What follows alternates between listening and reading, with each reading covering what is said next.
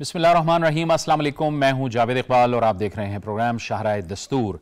पाकिस्तान जब अफगानिस्तान से बार बार ये मुतालबा करता है कि ज़मीन पाकिस्तान के ख़िलाफ़ किसी सूरत इस्तेमाल ना हो, क्योंकि गोया ये वो एक कमिटमेंट है, ये वो एक मुफाहिमत है और ये वो एक अज़्म है जो अफ़गानिस्तान ने जब अफ़गानिस्तान के अंदर तहरीक तालिबान की हुकूमत कायम हुई तो उस दौरान दोहा मुआहिदे के दौरान भी अफ़गानिस्तान और पाकिस्तान की जब बातचीत हुई थी तो पाकिस्तान ने अफ़गानिस्तान से यही एक मुतालबा कर रखा था।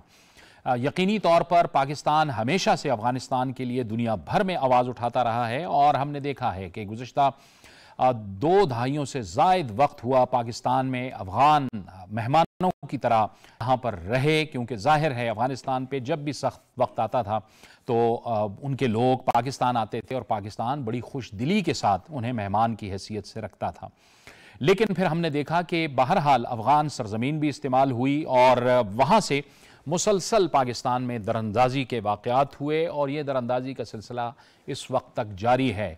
पाकिस्तान में दहशत गर्दी के वाक़यात में एक बार फिर इजाफ़ा हुआ है और पाकिस्तान बार बार अफ़गानिस्तान से ये मुतालबा करता रहा है कि वो अपनी सरजमीन इस्तेमाल ना होने दे, लेकिन हर गुजरते दिन के साथ नए नए सबूत सामने आ रहे हैं। हाल ही में एक नई वीडियो मंजर आम पर आई है जिसमें तहरीक तालिबान अफ़गानिस्तान के सरगना याह्या हाफिज़ गुल बहादुर ग्रुप के दहशत गर्दों के साथ एक जगह पर मौजूद हैं, वो बातचीत कर रहे हैं और उनको पाक अफ़गान सरहद पर हमला करने की जो एक मनसूबाबंदी है उस हवाले से वो हिदायत भी दे रहे हैं, अहकामात भी दे रहे हैं। इस वीडियो में खुदकुश बमबार को भी देखा जा सकता है। इसमें जो बाकी लोग हैं जो वहाँ पर मौजूद हैं वो हमला करने पर राज़ी भी दिखाई दे रहे हैं।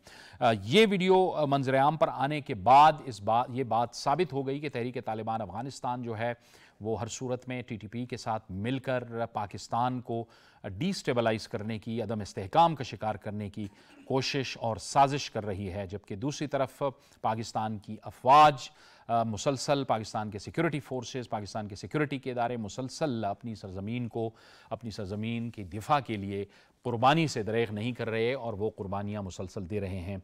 लेकिन बहरहाल ये बात बहुत ज़रूरी है कि अफ़गानिस्तान में अमन भी ज़रूरी है, लेकिन इसके साथ साथ पड़ोसियों के साथ उसके ताल्लुकात भी बहुत ज़रूरी हैं और एक ऐसा पड़ोसी यानी पाकिस्तान जो हमेशा से अफ़गानिस्तान के लिए आवाज़ उठाता रहा है। तो क्या वो मैकेनिज़्म होगा कि जिसकी बुनियाद पर अफ़गानिस्तान और ख़ुद जो तहरीक तालिबान की वहाँ पे हुकूमत है वो इस बात पे अब आमादा होगी कि वो अब एक ग्रुप नहीं है बल्कि वो एक मुल्क की हैसियत रखते हैं, वो अपने तौर पे एक रियासत की हैसियत रखते हैं और उन्हें उसी तरह से बिहेव करना चाहिए। इन मामलात पर आज हम अपने इस प्रोग्राम में बात करेंगे और इसके लिए हमें ज्वाइन कर रहे हैं स्टूडियोज़ में सिक्योरिटी उमूर के माहिर जनाब अब्दुल्ला खान साहब, आपको हम खुशामदीद कहते हैं। पेशावर से हमें वीडियो लिंक पर ज्वाइन कर रहे हैं सीनियर सहाफ़ी और तज्ज़ियाकार, अफ़गान उमूर पर गहरी नज़र रखते हैं, जनाब महमूद जान बाबर साहब, आपको भी खुशामदीद कहते हैं। और वीडियो लिंक पर ही हमें ज्वाइन कर रहे हैं दिफाई उमूर के माहिर सीनियर तज्ज़ियाकार जनाब आगा इकरार साहब, आपको भी बहुत खुशामदीद कहते हैं। गुफ्तगू का आगाज़ हम करेंगे महमूद जान बाबर साहब आपसे। महमूद जान बाबर साहब, यकीनन आप नज़र रखते हैं अफ़गान के मामलात पर भी, अफ़गान अफेयर्स पर भी, ये वीडियो आपने देखी होगी, क्या आपका एक इम्प्रेशन बन रहा है इस वीडियो के हवाले से? बहुत शुक्रिया जावेद इकबाल साहब। एक बात जरा याद रखने वाली है कि ये ना तो पहली वीडियो है और ना आखिरी है। इस किस्म की वीडियोस हर कार्रवाई से पहले या बनती हैं और जो ग्रुप्स ये बनाते हैं वो इसे अपने पास भी रखते हैं, अपने लोगों को भी देते हैं, उनके मोबाइल्स में ये पड़ी होती हैं और वो दरअसल एक दूसरे को ये दिखाते भी हैं कि हमने ये इतनी बड़ी कार्रवाई जो की थी, हम जो लड़े थे तो हमने ये किया था। तो ये एक मामूल की बात है वहां पे। हाँ, यहाँ पे इस वीडियो का आना, वो बहुत सारी बातें ऐसी थी जो कि मंजरेआम पे नहीं आई थी। अब इसके आने से वो बातें मंजरेआम पे आ गई हैं। वो जो बातें, वो जो लोग अंदाजे लगा के कहा करते थे, अब ये उसके सबूत आ गए हैं। और ये सबूत इस बात के भी हैं कि जो यहाँ पे लोग कहते थे कि जो हम भी अक्सर अपनी बातों में कहते हैं कि TTP की मौजूदगी अफगानिस्तान में इतना बड़ा मसला नहीं है जितना बड़ा मसला अफगानिस्तान के जो तालिबान हैं उनकी पाकिस्तान में मौजूदगी बड़ा मसला है। और पाकिस्तान में जब हम लोग में इस्तेमाल होते हैं, हम लोगों के लिए काम आते हैं, तो उस वक्त पाकिस्तान का जो केस है वो बड़ा मजबूत हो जाता है कि हमने तो जब से अमारत इस्लामी आया है अफगानिस्तान में, तो पाकिस्तान ने तो उनके लिए बहुत सारी जगहों पे बात की है, अक़वाम मुत्तहिदा में बात की। आपको याद होगा कि जब बिलावल भुट्टो जरदारी साहब हमारे वजीर खारजा हुआ करते थे, तो वो इनकी जाकी वकालत किया करते थे दुनिया में कि उनको भी मौका मिलना चाहिए, दुनिया के साथ उनकी बातचीत होनी चाहिए, उनको तस्लीम होना चाहिए। जब वो तस्लीम होंगे तो जिम्मेदार हो जाएंगे, वो दुनिया के जवाबदेह होंगे, दुनिया को जवाबदेह होंगे, तो इसलिए उनको तस्लीम करें और उसे इस दुनिया की जो कम्युनिटी है, बड़ी कम्युनिटी, इसमें लेके आ जाए। तो ये वो चीजें हैं कि जिससे ये सबूत सामने आ गए हैं कि वो भी इनके साथ मौजूद हैं, और ये इनके पुराने जो ताल्लुकात हैं एक दूसरे के साथ, ये उसकी भी एक सबूत है ये उसका, कि जो अफगानिस्तान के जो तालिबान है और जो पाकिस्तान में जो तालिबान थे, जो कि फिर चले गए थे 2014 में ऑपरेशन ज़रबैज़ के बाद, ज्यादातर अफगानिस्तान चले गए थे, और फिर जो पिछली हुकूमत के दौरान उनके मुज़ाकरात में फिर उन्हें वापस आने का कुछ मौका मिला, जब बॉर्डर पे थोड़ी सी नरमी हुई, तो ये उनके ताल्लुकात अभी भी अपनी जगह पे मौजूद हैं। और इसमें तो मैं ये भी कहता हूं कि ये अफगानिस्तान की दोनों के ताल्लुकात जो है वो पाकिस्तान के लिए मसला हो सकते हैं, लेकिन ये अफगानिस्तान के लिए भी मसला है, क्योंकि दोनों किसी भी सूरत अफगानिस्तान की भी काबू नहीं आने वाले। और ये इसकी बहुत सारी जहतें हैं, जब आप बात करेंगे तो उस पर बात कर लेंगे, लेकिन ये एक सबूत है, और लेकिन ये एक ही सबूत नहीं है। इससे पहले भी जितने हमले हुए हैं उन तमाम की वीडियोस मौजूद हैं, वो आती रही है, लेकिन इतनी बड़ी सतह पर अभी ये सोशल मीडिया से होके आई है, सबूत के तौर पे सामने आई है। वरना इससे पहले जब भी हमला हुआ उसके बाद की वीडियो भी आई, उसके पहले की भी वीडियो आई, और हमला होते हुए की भी लोगों ने वीडियोस जारी की। ये मामूल की बात है, मेरा ख्याल है कौम को इससे नहीं डरना चाहिए, ये एक आम सी बात है। ठीक है आगा साहब, आप बताइएगा कि इस वीडियो का क्या मतलब आप लेते हैं। एक तो जाहिर है, एक तो जाहिर जो एक ऑब्वियस मतलब है वो ये तो यही है कि अफगान हुकूमत जो है वो इस वक्त मुकम्मल नाकाम है इन लोगों को कंट्रोल करने में, और ये उनके साए तले ही सब कुछ ये हो रहा है।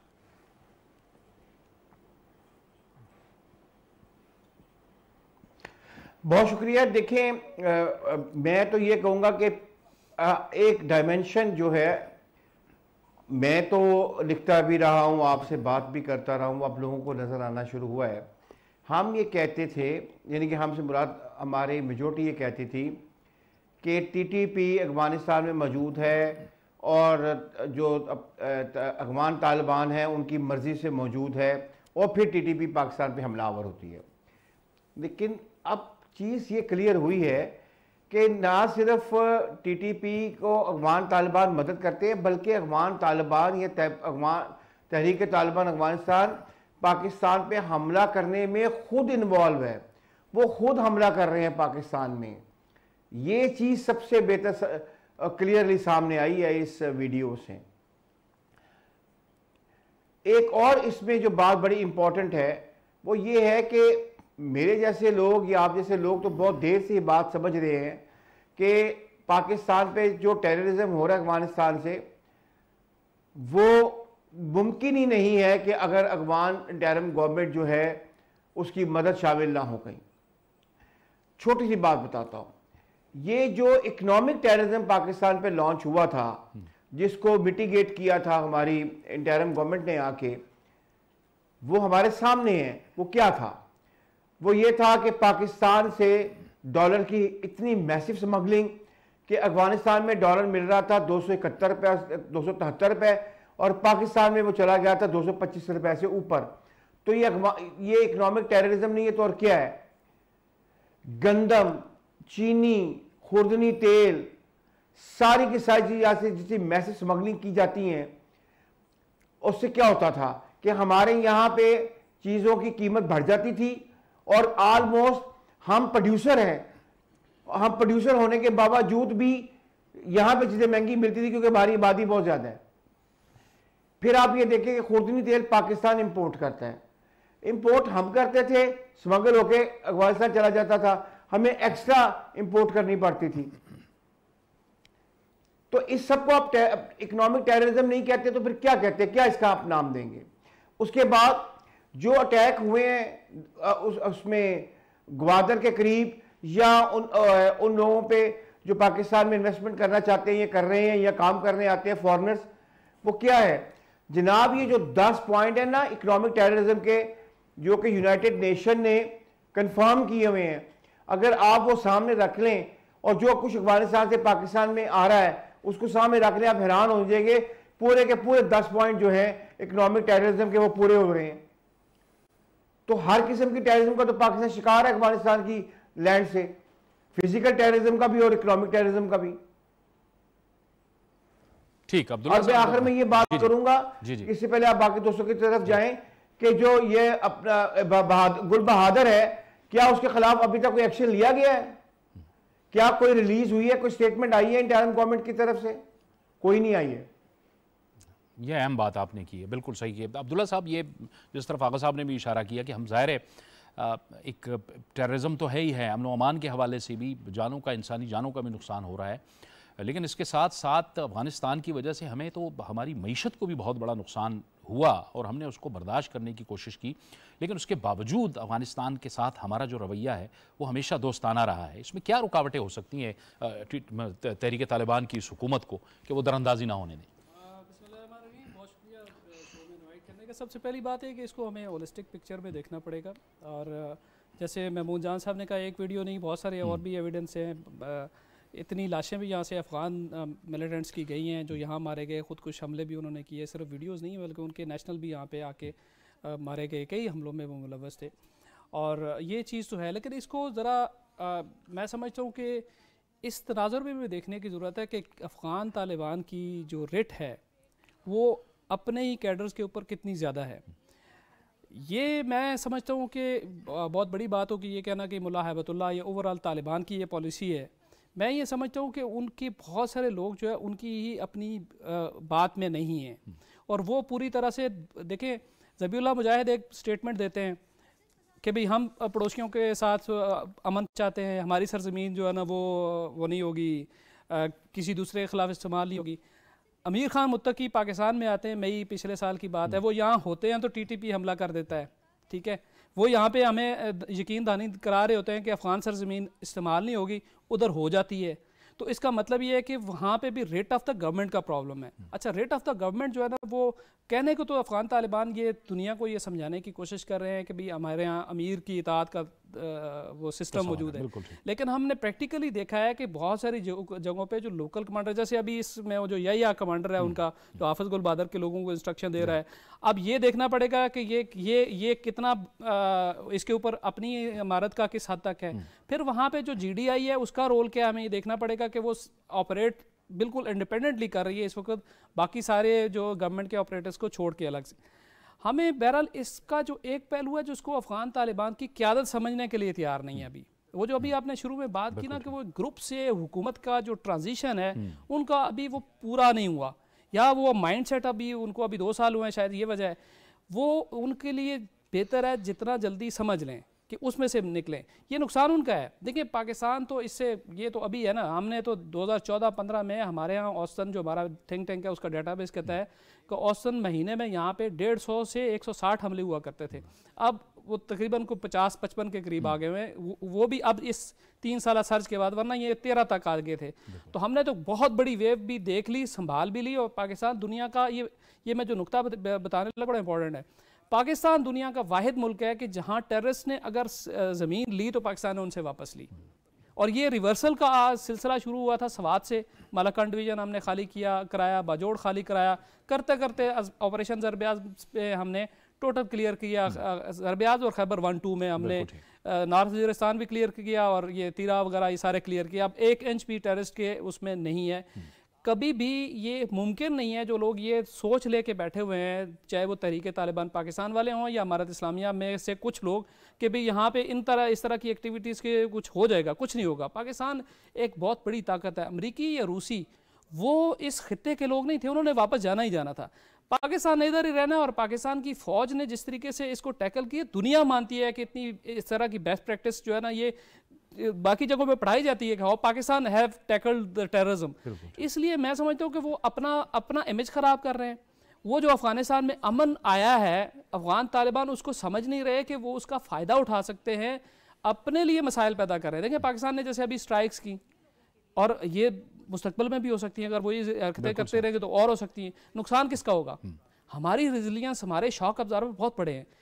तालिबान तो अभी 2 साल हुए आए हैं, उनकी तो इस्टेब्लिशमेंट ही अभी बहुत एट स्टेक है।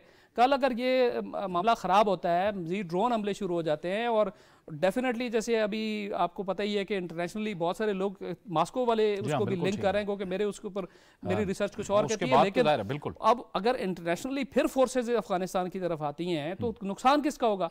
अफगान तालिबान हमसे ज़्यादा अपना नुकसान कर रहे हैं। एक वही वो मेंटालिटी जो आपने बताया कि ग्रुप की मेंटालिटी की वजह से, और एक ग्रुप या दो ग्रुपों की टीटीपी और हाफिज गुल बहादुर ग्रुप की मोहब्बत में अपनी पूरी हुकूमत, पूरा निज़ाम, पूरा मुआशरा, पूरे अवाम के अमन को जो है ना वो दाव पे लगा रहे हैं। ये महमूद जान साहब, क्या आपको क्या लगता है कि ये ग्रुप से हुकूमत की जो ट्रांजिशन है ये क्यों नहीं हो पा रही? और फिर जब हम ग्रुप्स की बात करते हैं या धड़ों की बात करते हैं, ये एग्जिस्ट भी करते हैं, और ये आपको लगता है कि बाय डिज़ाइन है या ऐसा हो गया है, एक दूसरे पे कंट्रोल नहीं है, जिसको जवाब बना के पेश करते हैं? और फिर जैसे कि आगा साहब भी फरमा रहे थे कि कोई जो रिसेंट हमले हुए हैं उस पर भी अगर आप देखें उनकी स्टेटमेंट्स, तो हम जब गिला करते हैं तो उनके अजीबो गरीब किस्म के बयानात सामने आ जाते हैं तालिबान हुकूमत के।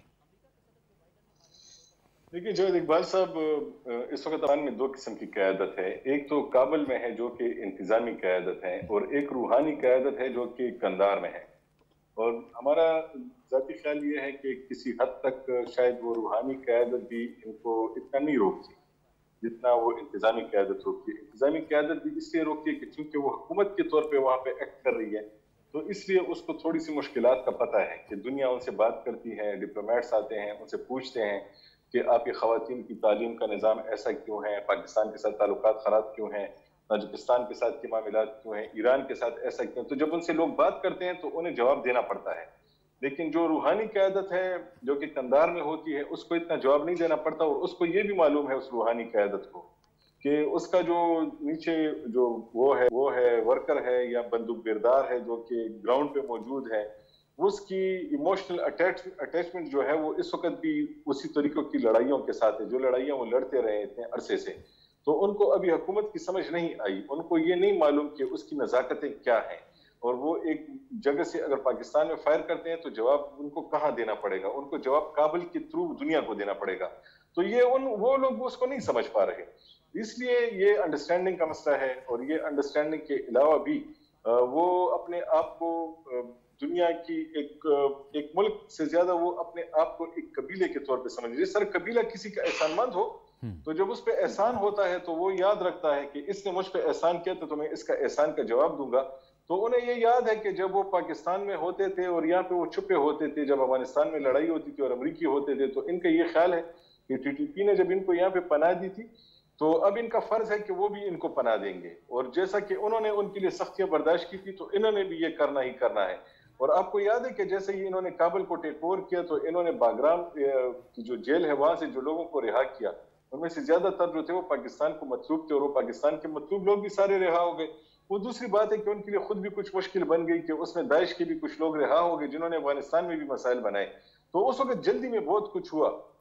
और लेकिन मेरा ज़ाती ख्याल ये है कि ये जो इनकी अंडरस्टैंडिंग है, इसमें एक पॉइंट और भी है, एक एंगल इसका और भी है कि अफगान जितने भी हैं तो वो तालिबान की अफगानिस्तान में आमद को पाकिस्तान के खाते में डालते थे, तो वो पाकिस्तान से नाराज थे इस पे। तो इस वक्त अफगान तालिबान के लिए ये बहुत अहम है कि उसके पाकिस्तान के साथ ताल्लुकात अगर थोड़े से खराब होते हैं तो वो जो अफगानिस्तान में उससे नाराजगियां हैं वो, या वो लोग जो कि अफगानिस्तान से उस वक्त निकल गए थे, भाग गए थे, उनकी हमदर्दियां अपनी हुकूमत के साथ किसी हद तक बहाल हो गई हैं। वो जो इंडिया इनसिक्योर हुआ करता था, वो बाकी ममालिक जो इनसिक्योर हुआ करते थे, वो किसी हद तक इनके बारे में इतना परेशान नहीं होते। वो कहते हैं कि हम तो ये समझे थे ये पाकिस्तान की वजह से आए हैं तो पाकिस्तान के मजे हो गए, लेकिन अब तो इनके पाकिस्तान के साथ भी ताल्लुकात खराब हो गए हैं, तो वो उनकी हमदर्दियां किसी हद तक उस तरफ आ गई हैं। अब आप देखेंगे तो सोशल मीडिया पे आपको अफगान तालिबान के बारे में इतने ज्यादा इनके मनफी ट्वीट्स नहीं मिलते उन लोगों के जो कि पहले इनके बारे में करते थे, इसलिए कि इन्होंने वो भी हासिल कर लिया है। तो इसका एक मकसद नहीं होता इस टेररिज्म का, पाकिस्तान के साथ लड़ना टीटीपी को फायदा जाता हो, हाफिज गुल बहादुर को फायदा जाता हो, लेकिन डिप्लोमेटिकली और बाकी मामलात में भी उसका फायदा जो है वो इनको जाता है। और मेरा ख्याल है कि वो जो तकसीम है काबुल और कंधार की, वो भी एक मसला है। जब तक कंधार पाकिस्तान के साथ नहीं बैठेगा तो काबुल के बैठने से मेरे ख्याल में मसला हल नहीं होता, क्योंकि वजीर आजम से लेके नीचे एक गली में खड़े उनके सिपाही तक वो अगर एक बात मानते हैं तो वो कंधार की एक आवाज मानते हैं कि वो कहते हैं बस खामोशी, तो सब खामोश हो जाते हैं। लेकिन यही बात अगर काबुल से आए तो काबुल वालों की बात कोई इतनी जल्दी नहीं मानता, क्योंकि लोग कहते हैं कि ये तो वो जरा है, ये तो हमारे सरबराह तो नहीं है, हमारे सरबराह तो वहां बैठे हैं, वो जो हमारे मुल्ला साहब हैं वो जो हुक्म करेंगे हम उसे मानेंगे। तो मेरा ख्याल है कि ये जो एक तकसीम अंदर वहां है वो भी एक मसला है, और जो उनका जो आम बंदूक बिरदार है वो अपनी हुकूमत के साथ अलाइन नहीं हो पा रहा। उस अलाइनमेंट ना होने की वजह से एक टायर एक तरफ जा रहा है, दूसरा टायर व्हील दूसरी तरफ जा रहा है, और स्टीयरिंग किसी के पास है, वो कंट्रोल नहीं कर पा रही उसे इस वक्त। बिल्कुल सही आप कह रहे हैं, और ये इसमें कंधार का जो रोल है वो बड़ा अहम होगा, उसको एक कनेक्ट कायम करना होगा इस हवाले से। आगा इकरार साहब, लेकिन ये जो सारी सूरत हाल है इसके बार बार हम यही बात कर रहे हैं कि इसका ख़ुद अफ़गानिस्तान को भी नुकसान है। एक तो अफ़गानिस्तान को भी नुकसान है, और दूसरा जो प्रॉक्सीज़ जो एक ज़माने तक यहाँ होती रही हैं उनको भी एक जो है ज़रखेज़ सरज़मीन दोबारा मिल रही है। तो ये तो दोबारा से फिर खुदा न ख्वास्ता वही सूरत हाल ना बन जाए कहीं पे, क्योंकि ज़ाहिर है फिर दुश्मन क़ुव्वतें तो ऐसे हालात से फ़ायदा उठाती हैं।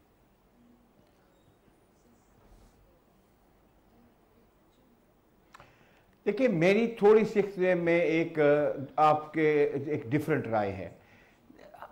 हम जो बात कर रहे हैं काबुल की और कंधार की और अफगान तालिबान की हुकूमत की और अफगान तालिबान की, मैं ये बात तब मान लेता जब मेरे वो बयानात ना पड़े होते जो कि हुकूमत इंटरिम गवर्नमेंट अफगानिस्तान से आए, जब हमने कहा कि यहाँ से लोग इन्वॉल्व हैं और उनको हम वापस भेज रहे हैं, और जब हमने डॉलर की स्मगलिंग की बात की और हमने स्मगलिंग को रोका, जब हमने वीट की स्मगलिंग को रोका, उस तरह से बहुत सख्त बयानात आए, बल्कि धमकियाँ आई। और उसके बाद मुजाहिद साहब की अगर आप बात करते हैं तो जब भी पाकिस्तान ने कहा है कि हमारे अफगानिस्तान से हम यहाँ पे टेररिस्ट दहशतगर्दी हो रही है, तो उन्होंने ये स्टेटमेंट दी है कि पाकिस्तान अपने मामला ठीक करे, अपना ज़मीन पे मामला ठीक करे, हमें इन्वॉल्व ना करे, हम बीच में इन्वॉल्व नहीं है। तो सारे तो मनफी बयानात जो है इंटरिम गवर्नमेंट काबुल से आते हैं, तो यहां पे कंधार कहां से आ गया फॉर द टाइम बिंग? नहीं, वो बात जो कर रहे हैं कि मैंने भी अफगानिस्तान फिजिकली कवर किया हुआ है 95 से लेकर 97 तक, और फिर 2001 से लेकर 2006 तक।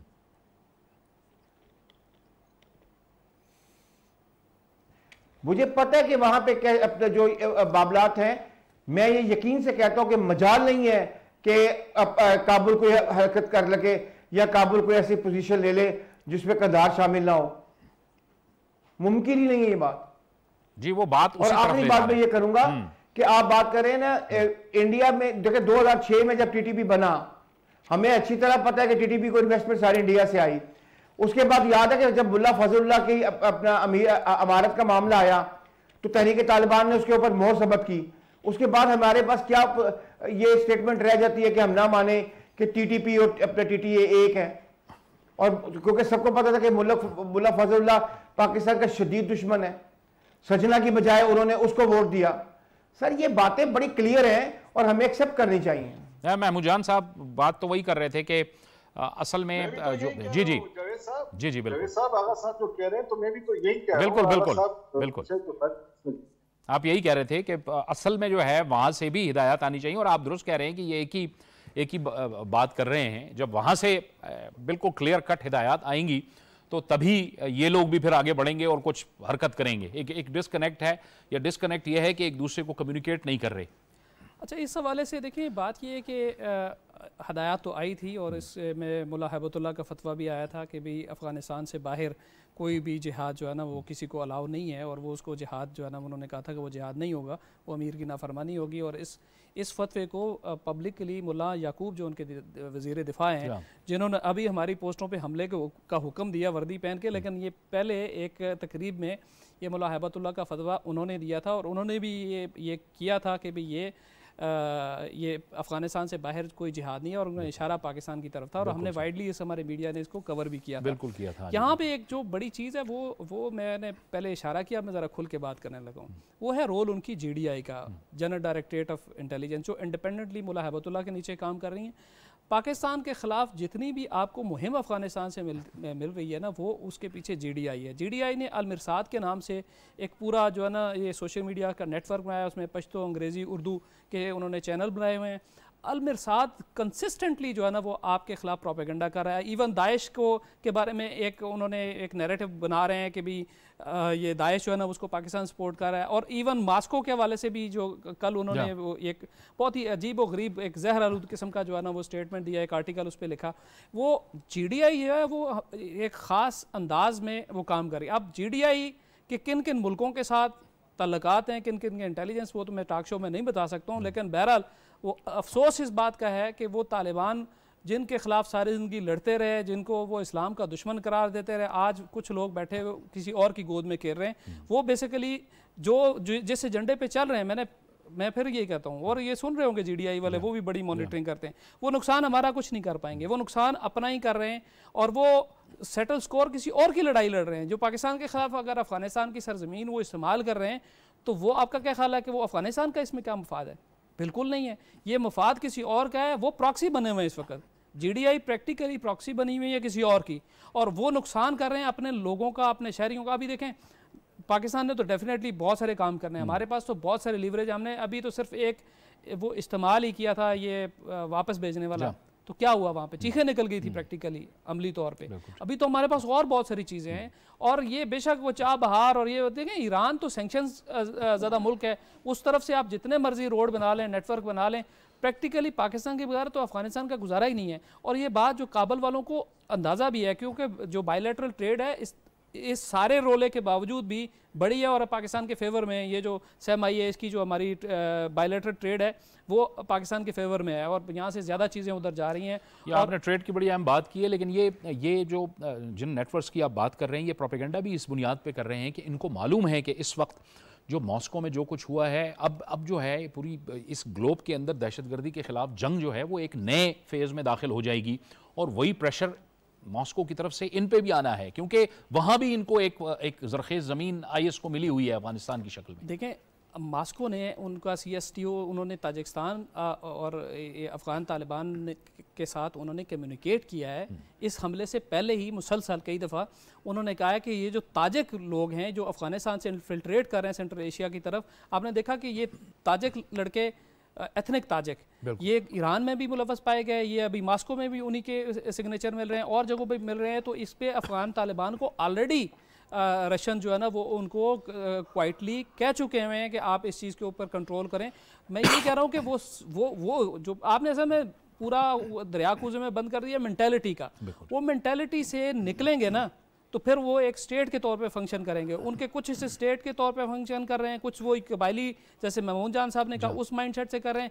इस दौरान वो जो लोग हैं जो इसको अफगानिस्तान की सरजमीन को प्रॉक्सी के तौर पे इस्तेमाल करते रहे, वो दोबारा एक्टिव हो गए हैं और बड़े इफेक्टिवली हो गए हैं और इनको समझ नहीं आ रही है कि हम क्या करें। ये महमूद जान साहब, इस सारी सूरत हाल के बावजूद कि अफगान सरजमीन भी इस्तेमाल हो रही है, दो बड़ी डेवलपमेंट्स आज की और कल की जो हैं पाकिस्तान की तरफ से। एक तो वज़ीर ख़ारजा इसहाक डार साहब ने जो लंदन में प्रेस कॉन्फ्रेंस की, उसमें उन्होंने कहा कि हम ये जो जितने भी हालात हैं इसके बावजूद अफ़गानिस्तान के साथ दहशतगर्दी को मिलकर ख़त्म करने के लिए तैयार हैं, हम ताउन के लिए तैयार हैं।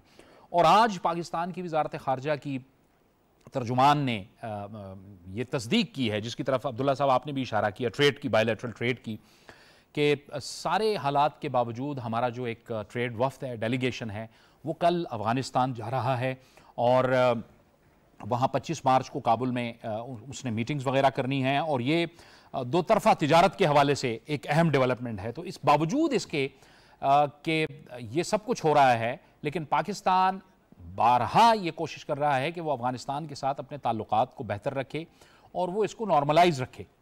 महमूद जान साहब जी देखें, पाकिस्तान इस बात को समझता है कि वो अकेले इस सारे मामले में मुकम्मल तौर पे कामयाब नहीं हो सकता, क्योंकि जो लोग यहाँ से भाग के वहाँ चले जाएंगे, फिर वहाँ रहेंगे, और वहाँ पे अगर कोई इखलाकी कोड उन पे नाफिज नहीं होगा कि आपने कहाँ पे रहना है और कहाँ फिर आप पाकिस्तान की तरफ नहीं जाना, अगर वहाँ से उन पे पाबंदी नहीं होगी तो फिर तो ये सिलसिला चलता रहेगा। और खुद अफगानिस्तान में भी अंडरस्टैंडिंग मौजूद है कि पाकिस्तान उनके लिए बहुत अहम है। तो आप देखें कि वो सरकारी तौर पे जब भी कोई बयान जारी करते हैं तो किसी बड़े वाक़ये के बाद तो एक बयान जारी कर लेते हैं, लेकिन वो बहुत सारे मामलात पे खामोशी भी इख्तियार रखते हैं और वो वहीं पे वो बातें होती हैं, वो डिप्लोमेटिकली होती हैं लेकिन पब्लिक के लिए वो जारी नहीं करते।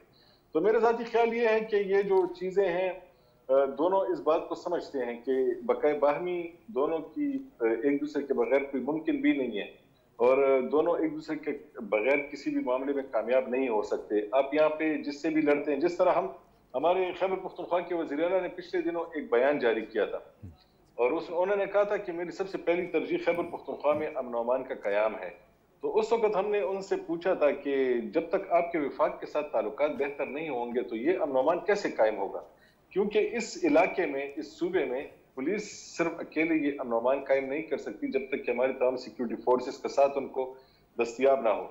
तो यही वाला मामला फिर अब जब आप इसको फिर जरा लार्जर उसमें देखते हैं तो फिर ये अफगानिस्तान के मामले में भी आपको नजर आता है कि जब आप पाकिस्तान में दहशतगर्दी को खत्म करना चाहते हैं तो जब तक अफगानिस्तान आपके साथ खड़ा नहीं होता और वो सिंसियरली वो इकदाम नहीं करता जो कि आप चाहते हैं, या वो खुद समझ जाए कि हाँ इनका मसला बहुत बढ़ गया है तो अब मुझे इनका साथ देना चाहिए और वो वहां पे लोगों को शटअप कॉल ना दे, तो उस वक्त तक हमारा भी मसला मुकम्मल तौर पे हल नहीं हो सकता। उसकी बड़ी वजह यह है कि अफगानिस्तान में एक मुनज़्ज़म हुकूमत नहीं है, वहां पे एक मुनज़्ज़म फौज नहीं है, वहां पे बॉर्डर की सिक्योरिटी का मुनज़्ज़म इंतजाम नहीं है, जिसकी वजह से वो कभी भी कहीं भी जा सकते हैं। तो इसलिए वहां पे जो भी कुछ है तो उनको कंट्रोल करना वहां पे मेरे ख्याल में इतना आसान नहीं है। तो इसलिए वो खुद भी इस बात को समझते हैं और ये जो हमारा मामला है तो इसमें भी उन पे बड़ी जिम्मेदारी आयद तो होती है, लेकिन वो आपके सामने अपनी बेबसी जाहिर कर देते हैं कि हम क्या करें। हम तो ये अब्दुल्ला साहब ने भी ये बात की ना कि वो कह देते हैं कि जी हम क्या करें, आप हमें बताएं। वो हमारी बात नहीं मान रहे और यहाँ पे मेरी नहीं चलती और काबुल के बाहर में अगर कहीं और जगह ये बात करता हूँ तो मेरी नहीं चलती। वो डके छुपे अंदाज में ये बातें करते रहते हैं और दुश्मन जो है वो भी इसी ताक में बैठा हुआ है। वो दुश्मन जो कि यहाँ से अपनी तमाम अफवाज को लेके चले गए, तो क्या आप समझते हैं कि वो अफगानिस्तान को ऐसे ही छोड़ेंगे? वो क्या अफगानिस्तान से कोई मजीद इनसे कोई इनको डिस्टेबलाइज नहीं करेंगे? पाकिस्तान से जो उनकी नाराजगियां थी क्या वो पाकिस्तान को तंग नहीं करेंगे? उन्होंने अपना खर्चा बचाना था, वो खर्चा बचा लिया। अब वो बहुत थोड़े खर्चे में इस सारे मामले में यहाँ पे काम कर रहे हैं। आपको मालूम है, मैं अपनी व्यूअर्स की मालूमात के लिए बता दूं, यहाँ पे हमने एक बार एक बहुत बड़ी तंजीम के जो उनके अमीर थे उनसे पूछा कि आपको पैसे कैसे मिलते हैं कहीं से जो आते हैं? उन्होंने कहा कि हमें तो पता नहीं होता, हम तो नमाज पढ़ रहे होते हैं, कोई हमारे करीब गठरी रख देता है, जब हम उसे खोलते हैं तो उसमें लाखों करोड़ों रुपए पड़े होते हैं और वो हमें वो बंदा जेस्चर देता है कि जी मैंने जिहाद के लिए पैसे दिए हैं। हालांकि बाद में कहीं जाके पता चलता है कि वो बंदा तो एक ऐसे मुल्क से आया था जिसका जिहाद के साथ कोई काम भी नहीं था, वो तो डायरेक्ट उनके बैंकों में तो नहीं डाल के देते। ये तो इस तरीके से फिर वो आके कोई असला दे रहा होता है। जिस तरह अमेरिका के बारे में ये बात है कि उसने तो अपना असला छोड़ा ही शायद इसीलिए था, एक बात हो रही है दुनिया में कि वो फिर इन्हीं अफगानिस्तान और पाकिस्तान के खिलाफ इस्तेमाल हो और वो हो रहा है, आपको मालूम है। ठीक है, लेकिन बहरहाल ये जो सारी बिल्कुल ठीक कह रहे हैं आप महमूद जान बाबर साहब। और बहरहाल अफगानिस्तान को बहरहाल एक ज़िम्मेदार मुल्क की हैसियत से अपना किरदार अदा करना होगा और पाकिस्तान के जो तहफ़्फ़ुज़ात हैं उनको एड्रेस करना होगा और सरज़मीन जो उनकी इस्तेमाल हो रही है उसे किसी सूरत भी पाकिस्तान के ख़िलाफ़ इस्तेमाल नहीं होने देना चाहिए। पाकिस्तान बारहा ये अफगानिस्तान को कह चुका है। बहुत बहुत शुक्रिया महमूद जान बाबर साहब, आगा इकरार साहब और अब्दुल्ला खान साहब आपका, आप हमारे साथ इस गुफ्तगू में शरीक रहे। एक ब्रेक का वक्त हुआ चाहता है, ब्रेक के बाद प्रोग्राम जारी रहेगा।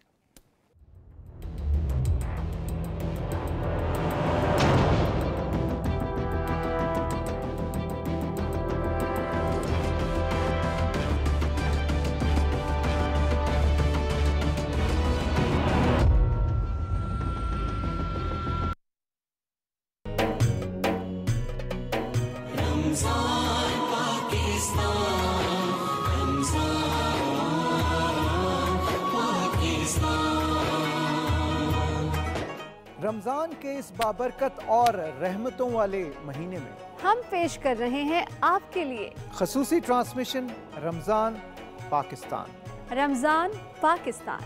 हम करेंगे बात रमजान की अजमत, हुर्मत और फजीलत पर, जिसमें होंगे शामिल सब्र, क़नात और तकवा के मौज़ूआत। आगाह रखेंगे आपको हिफ्ज़ान सेहत के असूल और दीगर मसाइल से। रमजान के रूह परवर अय्याम में देखना न भूलिएगा खुसूसी ट्रांसमिशन रमजान पाकिस्तान। रमजान पाकिस्तान, रमजान पाकिस्तान।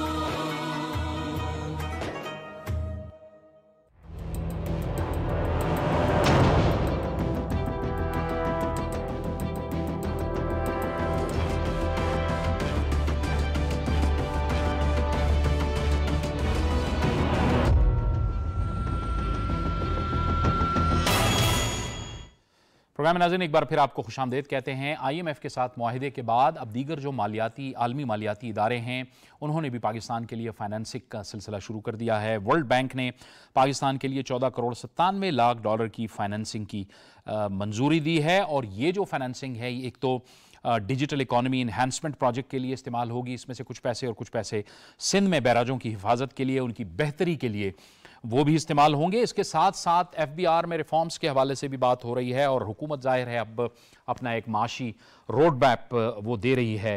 इक़्तिसादी राब्ता कमेटी की भी तश्कील नौ की गई है और जो FBR में रिफॉर्म्स होने जा रहे हैं उसके वज़ीर आज़म शहबाज शरीफ ने फैसला किया है कि वो ख़ुद इसकी मॉनिटरिंग करेंगे, ख़ुद इसकी निगरानी करेंगे। इसके साथ साथ टैक्स नेट में इजाफे के हवाले से भी बात हो रही है।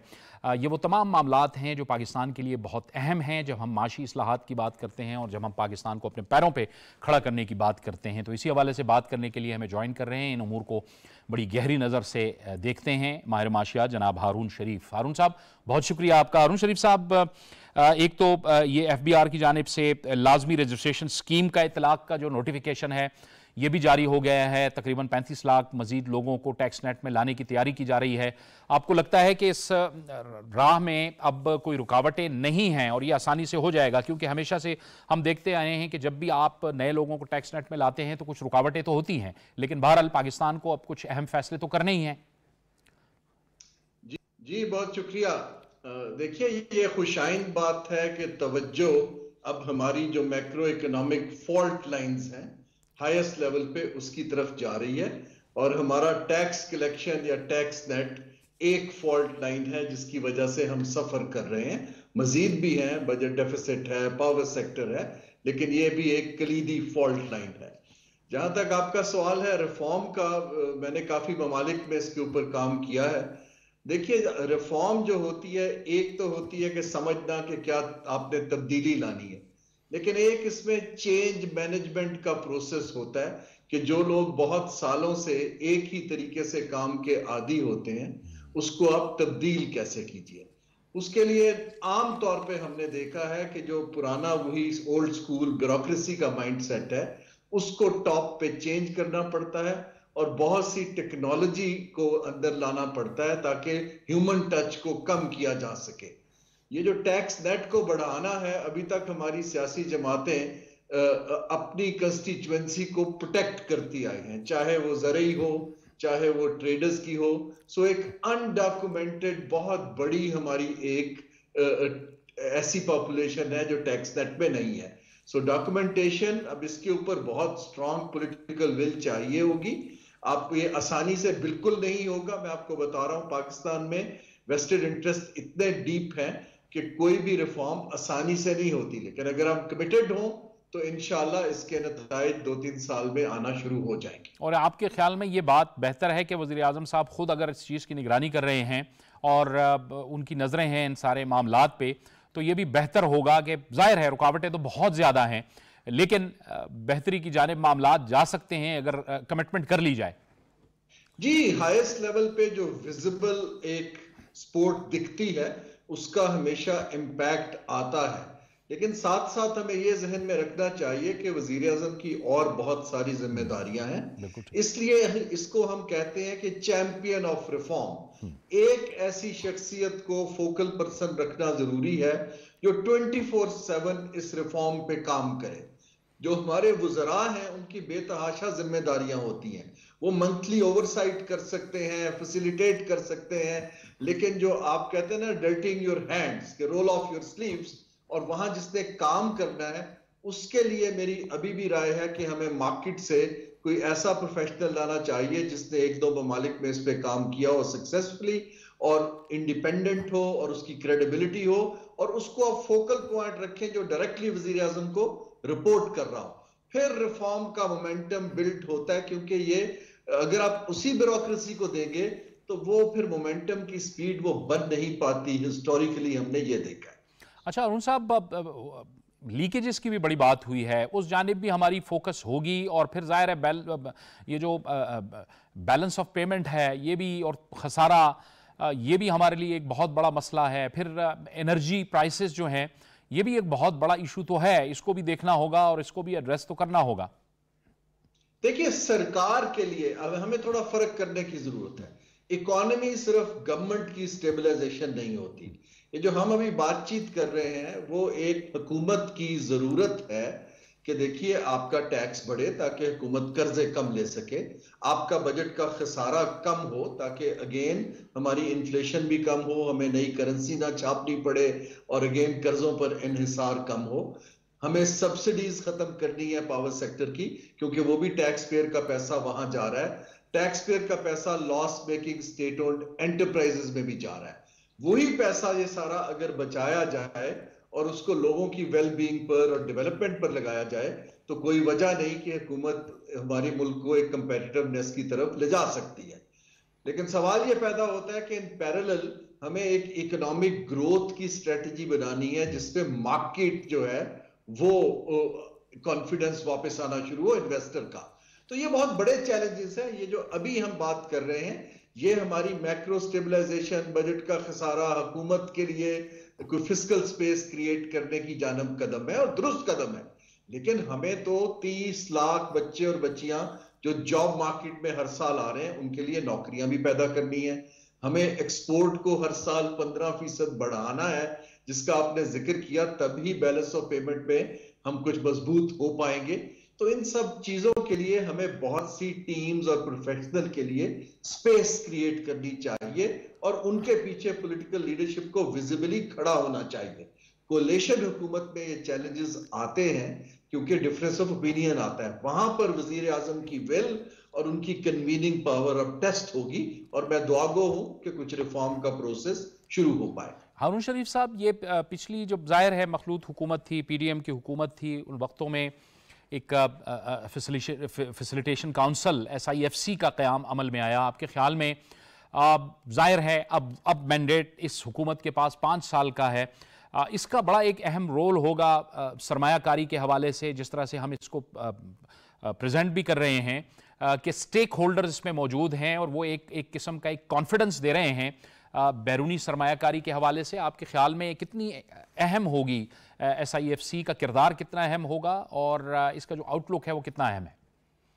जी जावेद इकबाल साहब, बेसिकली हमें बैरूनी और अंदरूनी दोनों सरमायाकारी पे फोकस करना है। देखिए ना, जो अभी बैठा हुआ इन्वेस्टर अगर वो कंफर्टेबल होगा तो बाहर वाला भी आना शुरू होगा।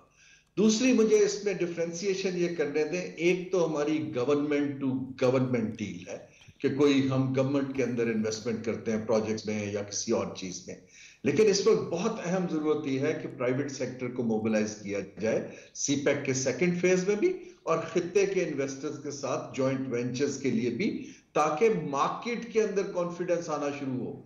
जब हुकूमतें डील करती हैं तो मार्केट का फंक्शन लिमिटेड हो जाता है। इस वक्त मेरी एज ए समबडी जिसने बहुत सी इकोनॉमीज में रिफॉर्म देखी भी हैं, खुद काम भी किया है, मेरी राय यह है कि हमें दोनों को साइड बाय साइड और वहां SIFC का फैसिलिटेशन का काम कि मार्केट के काम फंसे ना, प्रोजेक्ट्स जल्दी क्लियर हो, गवर्नमेंट की जो अप्रूवल्स हैं वो आसान हो, वो बड़ा कलीदी है। लेकिन हमें मार्केट को इंसेंटिव्स देने की जरूरत है क्योंकि शरह सूद बहुत ज्यादा है, हमारी इन्फ्लेशन बहुत ज्यादा है, डॉलर रुपया अभी स्टेबल नहीं है, तो इन्वेस्टर अभी पैसा रोक के बैठा है। इसको हम इकोनॉमिक्स की टर्म में डी रिस्किंग कहते हैं कि इन चीजों का रिस्क कैसे कवर किया जाए।